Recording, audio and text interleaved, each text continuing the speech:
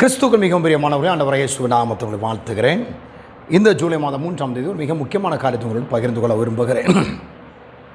ஒரு மனிதன் மிகவும் நெருக்கப்படும் போது, அப்படிப்பட்ட அந்த இக்கட்டான சூழ்நிலையில் அவன் எப்படி ஜெயம் எடுத்து முன்னேறி போக முடியும், அவன் எப்படி அந்த நெருக்கத்திலிருந்து தன்னை காப்பாற்றிக் கொள்ள முடியும், அதை எப்படி ஜெயிக்க முடியும், ஒரு மனிதன் எப்படி ஜெயித்தான் என்பதை உங்களை சுட்டி காண்பிக்க விரும்புகிறேன். சார், 1 சாமுவேல் புஸ்தகம் 30ஆம் அதிகாரத்தை அப்படி எடுத்தீங்கன்னா, தாவீது சவுலால் துரத்தப்பட்டு காட்டுக்குள்ளே தஞ்சம் அடைஞ்சிருக்கிறான்.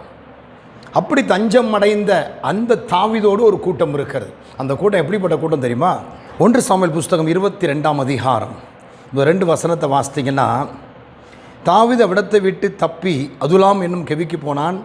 அதை அவன் சகோதரரும் அவன் தகப்பன் வீட்டாரும் அனைவரும் கேட்டு அங்கே அவ்விடத்துக்கு போனார்கள். அடுத்தது, ஒடுக்கப்பட்டவர்கள், கடன்பட்டவர்கள், முறுமுறுக்கிறவர்கள் யாவரும் அவனோடைய கூடிக்கொண்டார்கள். இவர்களுக்கு அவன் தலைவனானான். சரி, இப்படிப்பட்ட ஒரு கூட்டத்துக்கு அவன் தலைவனாகவும் இருக்கிறான். அவனுடைய தகப்பன் வீட்டார் இருக்காங்க, சகோதரர்கள் இருக்காங்க, ஒடுக்கப்பட்டவன், கடன்பட்டவன், முறுமுறுக்கவன், ஊரில் கடன் வாங்கிட்டு ஓடி ஒளிய முடியாமல் இவன் வந்து கிடக்கிறான். அப்போ இப்படிப்பட்ட ஒரு கூட்டம், இந்த கூட்டம் எப்படி இருக்குன்னு பார்த்துட்டேன். இதுக்கு தான் தாவீது தலைவனாக இருக்கிறான். 1 சாமுவேல் 30க்கு திரும்ப வாங்க.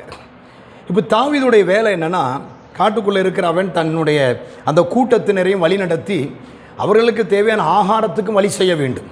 இதனால் அவன் என்ன பண்ணுவான்னு சொன்னால், பக்கத்து பலி தேசத்தில் பார்டரில் போய் கொள்ளையிட்டு அதை எடுத்து தான் பிழைப்பு நடத்தி வரான் காட்டுக்குள்ளே இருக்கிற காலங்களில்.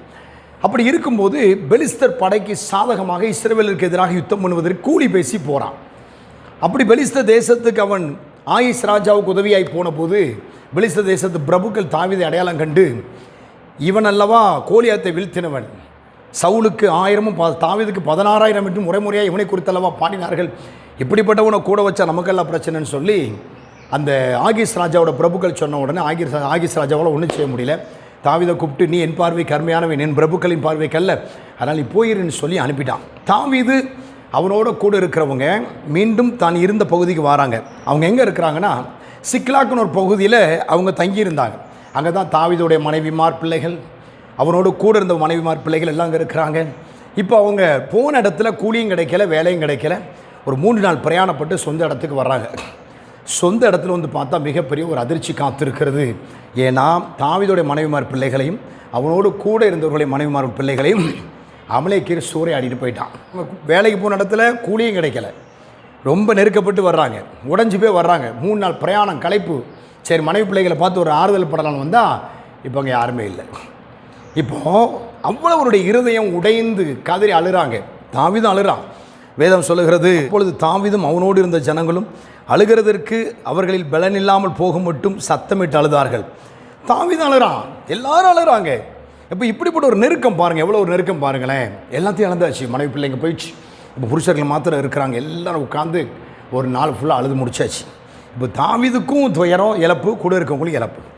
இப்போ பிரச்சனை என்ன வருதுன்னா, இந்த தாவீதோட கூட இருந்தான்ல, அவ்வளோ பேர் தாவீதுக்கு மேலே கோபம் வந்துடுச்சு. நம்ம இப்படிப்பட்ட ஒரு இழப்பு காரணம் வந்தான். யோசித்து பாருங்கள். அப்போ அந்த இடத்துல தாவீதோடைய சகோதரரும் தகப்பன் வீட்டாரும் வேறு இருக்காங்களா? அவங்க ஏற்கனவே இருதயம் நொறுங்கி போய் கிடப்பாங்க, உடஞ்சி போய் கிடப்பாங்க. இன்னொன்று, தாவீது மேலே பயங்கர கோபத்தில் இருப்பாங்க. ஏற்கனவே அவங்க தாவீது மேலே பயங்கர கோபத்தில் இருப்பாங்க. ஏன்னா இப்போ இவங்க வந்து தாவீதோட தஞ்சம் புகுந்திருக்க காரணம் தாவீது. ஏன்னா தாவீதோட சகோதரர்கள் யுத்தப்படையில் இருந்தான், அரசு வழியில் இருந்தான். இப்போ சவுல் தாவீதை துரத்துறதுனால அவனும் வெளியே வந்துட்டான். இப்போ அவன் ஊரில் இருக்க முடியாது, தகப்பன் வீட்டாருங்க வந்தாச்சு. அப்போ ஏற்கனவே இவ்வளோ பிரச்சனை காரணமும் தாவீது. இப்போ மீண்டும் இவ்வளோ பெரிய இழப்பு காரணம் தாவீது. அப்போது எல்லாரும் சேர்ந்து தாவீதை கொலை செய்யணும்னு முடிவு பண்ணுறாங்க. நல்லா கவனிக்கணும். எல்லாரும் எதிரியாக இருக்கிற நேரத்தில் தாவீது மட்டும் தனித்து விடப்பட்டான். அதை வேதம் சொல்லுகிறது, தாவீது மிகவும் நெருக்கப்பட்டான் என்று சொல்லப்பட்டிருக்கிறார். இப்படிப்பட்ட ஒரு சூழ்நிலை நம்ம வாழ்க்கையில் இருந்து நம்ம என்ன செய்வோம்? எவ்வளோ பெரிய ஒரு நெருக்கம் பாருங்களேன். இப்போ யார் அவனுக்கு தாவீதுக்கு அந்த இடத்துல உதவி செய்வான்? ஏன்னா தன் கூட இருக்கிற கடன்பட்டவன், முறுமுறுக்கிறவன் தனக்கு எதிராக எழும்புறான். ஓகே, தன் தகப்பன் வீட்டாரும் தன் சகோதரரும் இப்போ அவனுக்கு எதிராக எழும்பி இருக்கிறாங்க. அந்த 600 பேரில் அவர்களும் இருக்கிறாங்க. இப்போ அவங்க தான் என்ன சொல்லியிருப்பாங்க, இந்த தாவீதை நம்பி நாங்கள் அழிஞ்சு போனோம். அவங்களே எதிராக எழும்பினோன்னே கூட இருக்கிறவனும் சேர்ந்து எழும்பியிருப்பான்ல. இந்த நெருக்கத்தின் மத்தியில் தாவீது கலங்கலைங்க. ஏற்கனவே எவ்வளோ பெரிய இழப்பு பிரச்சனை, கர்த்தர் நமக்கு உதவி செய்யலை அப்படிங்கிற ஒரு சூழ்நிலை அவனுக்கு முன்னால் இருந்தாலும், அவனுக்கு ஒன்றே ஒன்று நல்லா தெரியுங்க, தன்னை அழைத்து அபிஷேகம் பண்ணினது தன்னை சுற்றில் இருக்கிறவர்கள் கையினால் சாகிறதுக்கல்ல. ஒருவேளை இவனுடைய மதீனமான நடக்கை நிமித்தம் இப்படிப்பட்ட காரியங்கள் நடந்திருக்கலாம். இவன் செய்த தவறு நிமித்தம் நடந்திருக்கலாம். ஏன்னா இவன் ஆகீஸ் ராஜாவுக்கிட்ட போய் கூலி பேசி போனது தவறு. அவர்கள் இஸ்ரவேலருக்கு எதிராக யுத்தம் பண்ண போகிறாங்க. ஒருவன் அப்படிப்பட்டது செய்த தப்பு நிமித்தம் நடந்திருக்கலாம். ஆனால் இதனால் ஆண்டவர் என்னை கைவிட்டார், தூக்கி எறிஞ்சிட்டாரு, எனக்கு உதவி செய்ய மாட்டார் அவன் நினைக்கலைங்க. ஏன்னா அவனுக்கு நல்லா தெரியும், என்னை அழைத்த தேவன் என்னை கைவிட மாட்டார். எனக்கு இழப்பு வந்தது, மனைவி பிள்ளைகள்லாம் போயிட்டாங்கன்னு சொல்லி அழுதது உண்மை. ஆனால் என்னை சுற்றிலும் இருக்கிற சத்துருக்கள் என்னை சூழ்ந்து என்னை அழிக்கணும்னு நினைக்கும் போது என் தலையில் இருக்கிற ஒரு தலை மயரையாகிலும் என் ஆண்டவர் கீழே விட மாட்டாருங்கிறது அவனுக்கு தெரியும். என்ன செஞ்சான் இந்த சிச்சுவேஷனில்? தொடர்ந்து வாசிக்கும் போது வேதம் சொல்லுகிறது, தாவீது தன் தேவனாய் கர்த்தருக்குள்ளே தன்னை திடப்படுத்தி கொண்டான். அப்போ இப்படிப்பட்ட நெருக்கம் வரும்போது, தன்னை சுற்றி இருக்கிற சூழ்நிலைகள் எல்லாம் எதிரடையாய் மாறி இருக்கும் போதும் தாவீது தன் தேவனாய் கர்த்தருக்குள் தன்னை திடப்படுத்தி கொண்டான். அப்படின்னு அர்த்தம் என்ன தெரியுமா? இவர்கள் எத்தனை பேர் எனக்கு எதிராக எழும்பினாலும் என் தேவன் என்னோடு கூட இருக்கிறார். அவர் என்னை தப்புவிப்பார், அவர் என்னை பாதுகாப்பார். ஏனென்றால் எனக்கு எதிராக எழும்பியிருக்கிறவங்க தாவீதுக்கு எதிராக எழும்பலை, அவர்கள் தேவனுக்கு விரோதமாக எழும்பி நிற்காங்க, கர்த்தர் பார்த்துக்கொள்வார்னு சொல்லி அந்த நெருக்கத்திலும் அவன் ஆசாரியனை கூப்பிட்டு ஏபோத்தை கொண்டு வான்னு சொல்லி அவன் கர்த்தரிடத்தில் பேசுகிறான். 8ஆம் வசனம், தாவீது கர்த்தரை நோக்கி, நான் அந்த தண்டை பின் தொடர வேண்டுமா, அதை பிடிப்பேனா என்று கேட்டான். அதற்கு அவர், அதை பின்தொடர், நீ பிடித்து சகலத்தையும் திருப்பிக் கொள்வாய் என்றார். கர்த்தர்கிட்ட போய் கேட்குறான். ஆண்டவர் சொல்கிறாரு, பின்தொடர்ந்து போ. வேதம் சொல்லுகிறது, தாவீது அந்த சத்துருக்களை பின்தொடர்ந்தான், அத்தனையும் திருப்பி கொண்டான். ஏற்கனவே சத்துருக்கள் கொள்ளையிட்டதையும் திருப்பி கொண்டான். அவன் மீண்டும் அந்த 600 பேரோடு கூட அந்த இடத்தில் இருந்ததை நாம் பார்க்க முடிகிறது என்னுடைய பிள்ளைகளை. அப்போது தன்னை சுற்றி இருக்கிற சூழ்நிலைகளை எதிராளுக்கிறதுனால எல்லாம் முடிஞ்சு போச்சு அப்படின்னு சொல்லிட்டு தாவீது உட்காந்து தலையில் மண்ணலி போட்டு தலையெழுத்துன்னு தன் வாழ்க்கையை முடிச்சிக்க நினைக்கலைங்க. அந்த இடத்துல அந்த ஆபத்து நேரத்தில் தேவனை நோக்கி கூப்பிட்டான். ஒரு நெருக்கம் வரும்போது, கைவிடப்பட்ட சூழ்நிலை வரும்போது, ஒருவேளை அது உங்களுடைய தவற்றி நிமித்தம் கூட அது நடந்திருக்கலாம். எப்படி நடந்தாலும் சரி, அந்த நெருக்கத்தின் மத்தியில் சுற்றி இருக்கிற மனிதர்களை பார்க்காதீங்க, சூழ்நிலையில் பார்க்காதீங்க, தேவனை நோக்கி கூப்பிடுங்க, தேவனிடத்தில் பேசுங்க. சங்கீதம் 91:15 நாம் வாசிக்கிறோம் அல்லவா, அவன் என்னை நோக்கி கூப்பிடுவான், நான் அவனுக்கு மறு உத்தரவு அருளி செய்வேன், ஆபத்தில் நானே அவனோடு இருந்து அவனை தப்புவித்து அவனை கனப்படுத்துவேன். என் அன்பு என்னோட பிள்ளைகளை, நீங்கள் செய்ய வேண்டியது என்ன தெரியுமா?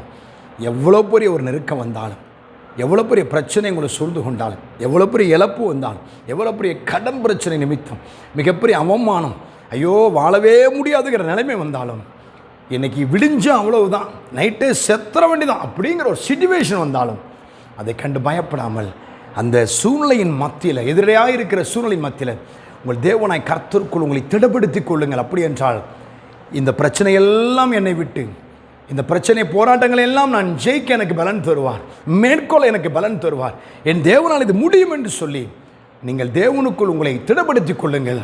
அப்படி திடப்படுத்தி கொண்டு அவரிடத்தில் பேசுங்கள். கர்த்தர் பெரிய காரியங்களை செய்வார். கர்த்தர் தாவீதுக்கு மிகப்பெரிய ஜெயத்தை தந்தார். அவர் ஒன்றையும் இழந்து போகவில்லை, சகலத்தையும் திருப்பிக் கொண்டார். அதே போல் உங்கள் வாழ்க்கையிலும் தேவன் அப்படிப்பட்ட அற்புதத்தை செய்வார்.